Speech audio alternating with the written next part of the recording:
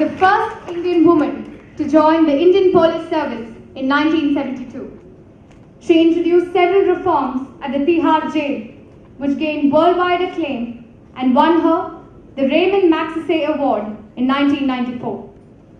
In 2003, she became the first Indian woman to be appointed as a police advisor to the Secretary General of the United Nations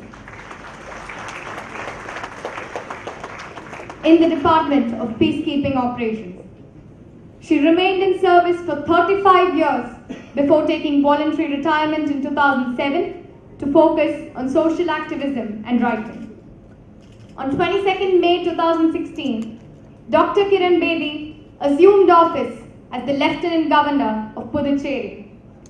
It is worth mentioning that even before taking the oath, she convened a meeting with the secretaries to discuss her vision and mission for Puducherry. She has been directing her efforts in accelerating the overall development of Puducherry, with environmental cleanliness occupying top priority. She launched the Shramdan movement as part of the Swachh Bharat initiative to create and maintain a disease-free environment. A believer in practicing what she preaches, she joined civic workers on World Environment Day to lift garbage as part of the cleanup of the Union Territory.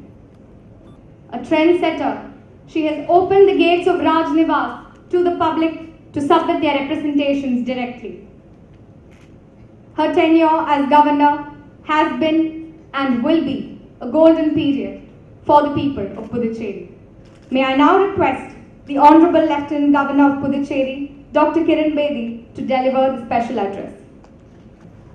Most Honorable my Lords, esteemed legal fraternity, education faculty and the community of students, senior public officials, international community, respected visitors and friends, I cannot thank you enough for this very rare opportunity.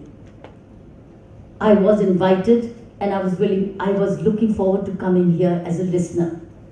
I accepted the invite as soon as it came. I changed my program. I was flying to Delhi. I wanted to stay back and listen to my lords. Certainly my lord, Mr. Satendra Kumar, who is the pioneer and the builder of NGT. I in fact many times wonder, what would India be without the NGT? Where would we have gone? Where would we have gone for solutions? So I changed it and decided to come. And suddenly I got a message that be a part of the special address. So you gave me homework to do. I want to thank you and I'll make it special. I'll give you another perspective. My lords, our judicial world and legal fraternity has been giving remarkable judgments. What it has happened is that they've not had a backup of implementation, exactly what our Honorable Mr. Justice Satendra Kumar said. Executive is the implementer, and I think executive is been failing the country. And I belong to that community and that fraternity of the executive. Let me begin with a case study of my own union territory, Pondicherry. And it's not my imagination. Friends, it's a judgment which came through our Mr. Justice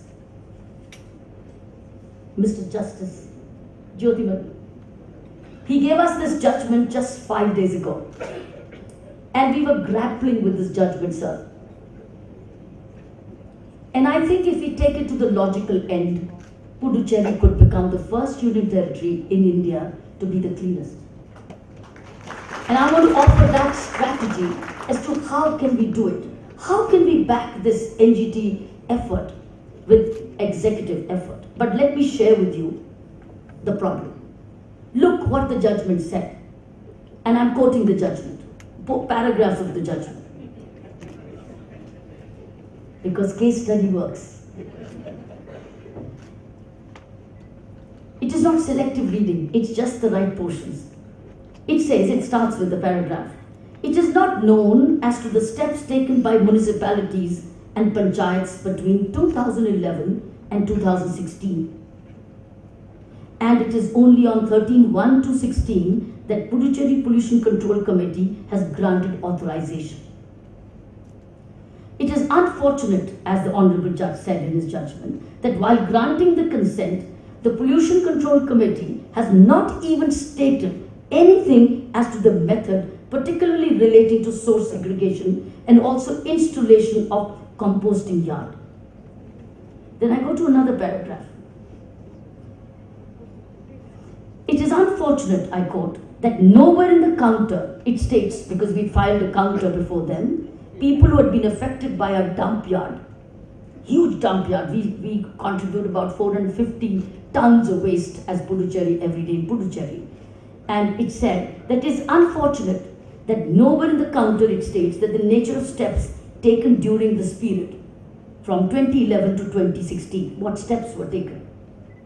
Another paragraph, it says, the judgment says, law is well settled, as I said. Judgments are there, law is well settled, especially after solid waste management rules 216, framed by Government of India, that it is not only the producer of the waste who is, mark my words, it is not only the producer of the waste who is responsible, but the governmental authorities, including local bodies. The word is including local bodies, not and local bodies. But the key is governmental authorities, including local bodies, who have not taken any steps to control environmental disaster and also not taking any steps for the purpose of making treatment of solid waste. And then what happens? What did our Honorable Judge do? He fined us. And he says, in these circumstances, we direct the respondent 3, 4, 5 and 6 to pay an amount of 5 lakhs, 2 lakhs, 1 lakh and 1 lakh each respectively under the principle of polluter pays. And sir, ladies and gentlemen, all these 4 are who? My poor 4 commissioners. Only my poor 4 commissioners. I'm going to tell you what went wrong in this. And that's what's going to be leading us to implementation of this judgment holistically. We can use this judgment to turn Puducherry around. And then, my Lord says, we direct in the meantime the Puducherry Pollution Control Committee to formulate, now it says, Puducherry Pollution Control Committee. Mark this, I'm going to come back to this. To formulate a proper scheme for these municipalities and panchayats to work out the disposal of solid waste in accordance with the provisions of solid waste management rules, etc. These are my 5 points which I wanted to share. What is it that I wanted to make it special here? Is there is somebody above and somebody below these municipal commissioners. Sir, why are you sparing the real defaulters? The real defaulters are not my poor municipal commissioners or the Pollution Control Authority. The real controllers are the political will, which is the political leadership, which is the Minister for PWD. And this real one is the Chief Secretary. And number 2, why are you sparing all those who left this from 2011 to 2016? Why didn't you recall their names? Why spare them? Why only now? Because they have inherited a legacy. So please, I would say, do not spare the non-performers even if they retire. Find out who was the PWD minister at that time. Find out who the chief secretary was at that time. Not the Secretary of Pollution Control. Why? Because the secretary has a secretary above. And the secretary has also a chief minister above. But they both work together. Responsibility rests on these two. So I would say, whenever we have a judicial judgment, please call the kingpins. Call the ministers. Don't call the municipal commissioners. Because even after your judgment, they're dependent on them to implement. And they are not even available sometimes. So they'll come back again and say, my Lord, we'll do the same thing again, sir. But they have no control. Second, there's another level, sir, and what our United Nations representative brilliantly said. There's another person to be taken to task, is the collector. The collector and the municipal commissioner at the district level. We must fix responsibility on district administration accountability. Because collector and municipal corporation, when they work together, it can deliver. But that is another failure of district administration. So the kingpin at the political leadership and the bureaucratic leadership and the district level. And why are you losing out the area MLAs? Call them too and say your area is the dirtiest. Explain to us why. So this is my one suggestion. So don't go after the people only posted. Go after those who are in position of power. This is my one point. Second is, once you make this time bound, what will these two leaders do? They'll find a budget. When I took over, friends, one of my conditions as a lieutenant governor was, first you budget and increase the budget of municipal services, otherwise I'm not clearing your budget. They were not making enough budget provisions at all and expecting these poor municipal commissioners to clean up the city without any resources. So friends, this is second. They will then make the budget, they will then work on training, then they make resources, it is then they will coordinate, it is then alone they will do field visits, otherwise they do nothing. Executive does nothing. So when we pass on our judgments, ask for what is your budget? What's your municipal budget? What is how many field visits have you done? How much training programs have you done? Your basic laws are not even known. There's no induction training. You get posted to municipal body, you get no induction training. So you're just expected to pass on and plan. No. Resources, training, budget, coordination, field visits, minutes of the meeting. Where are your minutes of the meeting? Show us. How many times have you met in the field and done and cooperation with the RWAs? Ask for this kind of a roster. Then you'll know whether they delivered or they didn't. Third, only then I think we will be able to retrieve our streets back to the people. Our streets are disease prone. You can't walk the streets. They're full of stray dogs. Do you know what we're doing as governors? We're cleaning shit of the dogs these days. Because open defecation includes cattle, pigs, dogs, and human excreta. So friends, if we have to go in for open defecation and we have to give our streets back to the people, we'll have to look at holistically who all are dirtying our streets and then where does the mosquito breeds? We look for a morning walk. We can't walk the streets. We have to look for an area. That's why we're all going for gymnasiums. We're all going for treadmills in our homes because we can't walk our streets. You have to put a hanky on your thing before you're bitten by a mosquito or you get dengue again or you get malaria because it's all garbage, stray dogs, excreta and encroached. So friends, we have to, when you look at the top leadership and make it accountable in time-bound manner, streets will start getting cleaner.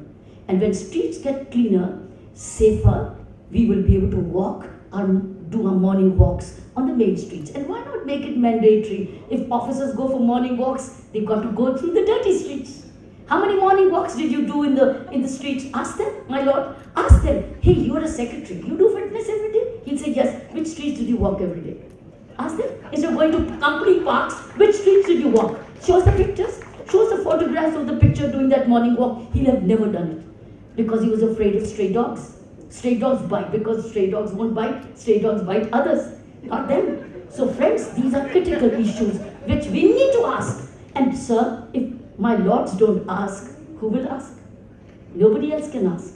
Only you can ask. You are the last resort for justice for this government of this country, for this India as a whole.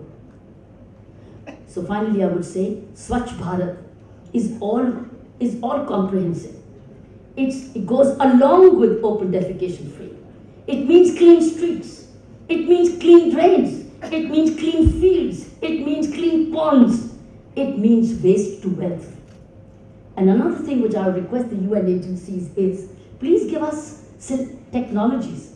We are so confused. Every day a new technology comes. And we are in a position to take a decision and a new technology comes. Mine is better. Mine is better. How much does it cost? So my team is actually confused. including my Minister for PWD. Every day I tell him, when is the decision? He says, I have new technology.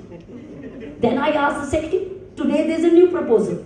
And new proposal karte karte June se ab December hone November ho gaya hai. We have not been able to cringe it. We need certified, reliable technologies approved by the government or the NGT and say this is what it costs. Please take it. So that the governments, when the officers take a decision, they can pick the technology and they're not then hauled up for favoritism. So we need that technology accredited technology. We could turn around 3 years, 5 years from now. And finally, the last word is please request the student community to do Shramdan, every one of you. If every student in school and college today does Shramdan and the Prime Minister's call of 10 gaz, 10 yards, the whole country would be clean. Why isn't the student community getting involved? Why isn't it mandated for the principals to do Shramdan in the colleges, in the schools, in the neighborhoods around them? Unless we involve the next generation, how will we make nature sustainable? I think some directions need, some mandate. I do not know how can it be. Will it be politically correct to do it or not? But when everybody gets a message, all students get, colleges and universities get a message, you will do Shramdan in your own areas, in your own neighborhoods, and you get 2 points for it or 1 point for it. I think India would be different. The real Swachh Bharat will be when it is all encompassing, when it's comprehensive, when we finally return clean streets back to the people. Thank you.